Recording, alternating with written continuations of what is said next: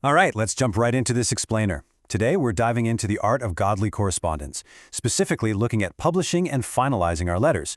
We're going to see exactly how the final steps of writing perfectly connect our everyday practical skills with our spiritual well-being. Because honestly, it's not just about what you say, it's absolutely crucial how you send it too. Now, what's really interesting here is that this gives us the ultimate why for our lesson today.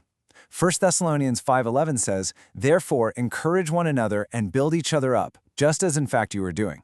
This is the foundation, right here. Every single letter we write, every piece of correspondence we send out into the world should be explicitly designed to build others up. I want you to keep this principle right at the front of your mind as we go through today's steps. Here is our roadmap for today. We'll quickly cover what publishing is, the proofreading process, choosing your delivery method, how to follow up, biblical morality in correspondence, and lastly, education intertwined with morality. Let's kick things off with Section 1. What exactly is publishing? So, when we hear the word publishing, we usually think of going viral online or printing a million copies of a book, right? Well, actually scratch that. In the context of our correspondence, publishing simply means preparing your letter for its final form and actually delivering it.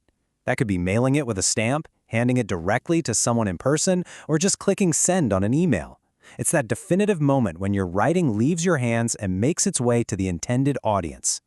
Think about it like this. Taking care of this final step sends a massive professional message of respect.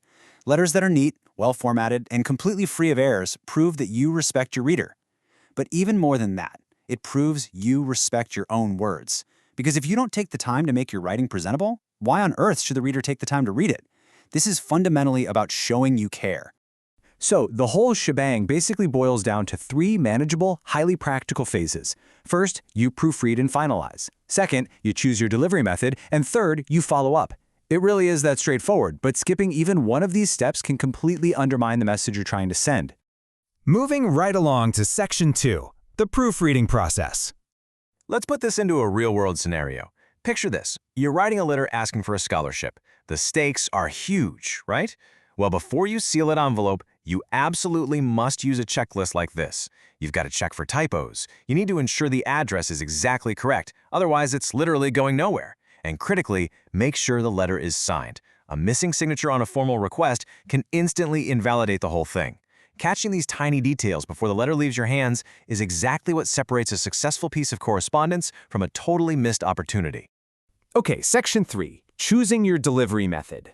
How you send it is just as important as what you wrote. If you're sending a formal business letter, certified mail is often your absolute best bet because it gives you confirmation that they actually received it. You get that solid paper trail. On the flip side, if you're just sending a friendly letter to someone you know well, certified mail would be totally overkill. For that, hand delivery or just regular mail is perfectly suited to the warm, casual tone of your message. Matching the delivery method to your letter's purpose is a huge part of publishing. That brings us to Section 4, how to follow up once the letter is out the door. See that giant number 2? That is your golden rule for follow-ups. Let's say you send a formal request letter to your city council. You need to wait exactly 2 weeks. You have to give them time to receive it, process it, and talk about it. But once those 2 weeks have passed, then you can politely follow up by phone or email to ask about their progress. It shows you're serious and engaged, but also patient and respectful of their time. All right, shifting gears to Section 5, biblical morality in correspondence. This is where we really hit the spiritual core of things. It's a bit of a balancing act, right? Ephesians 4:25 tells us to speak truthfully, while Ephesians 4:32 reminds us to speak kindly. And guess what? It's entirely possible to do both. Think about it. Even if you're deeply upset when you sit down to write a letter voicing a concern, you still have to balance truth with kindness. You have to consciously choose words that build bridges rather than walls. Sure, it's super easy to fire off an angry, hurtful letter, but it takes true godly character to express a hard truth with genuine kindness. So the big takeaway here is that literally every single letter you finalize is a brand new opportunity to reflect Christ's love to the world. Whether you're writing to express immense joy, making a formal business request, or voicing a very serious concern, the standard remains exactly the same. Your correspondence is basically a mirror of your character. Okay, let's do a quick homework checkpoint. Ask yourself these 5 things based on what we just covered.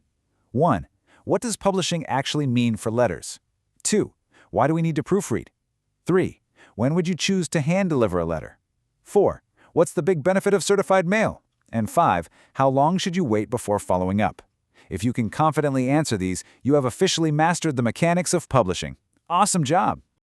And finally, our last stop, Section 6, Education Intertwined with Morality. I want to say this with absolute conviction. The source material makes it incredibly clear that education without morality will hurt. Being smart means literally nothing if you use that intelligence to just make bad choices. I mean, what is the point of knowing how to write a perfectly formatted, grammatically flawless letter if you just use those perfectly spelled words to tear someone down? Intertwining biblical morality with your education ensures that your intellect is guided by a moral compass, rather than just leading to hurt. And that leads us to this amazing promise. Romans 8:6-7 promises peace of mind to everyone who keeps their mind spiritual. When we intertwine our education with biblical morality, when we choose to write, publish, and communicate in a way that truly honors God, the ultimate reward isn't just a well-received letter. No, it's profound, lasting peace of mind. That is the true experience promised to us. So, I'm going to leave you with this final, provocative thought. Will you use your education, your perfectly proofread and carefully delivered words, to build bridges? Or will you let a lack of morality lead to hurt? Every single time you put pen to paper or fingers to a keyboard, that choice is entirely yours. Thank you so much for joining me for this explainer, and I really hope you take these lessons into every single letter you publish from here on out.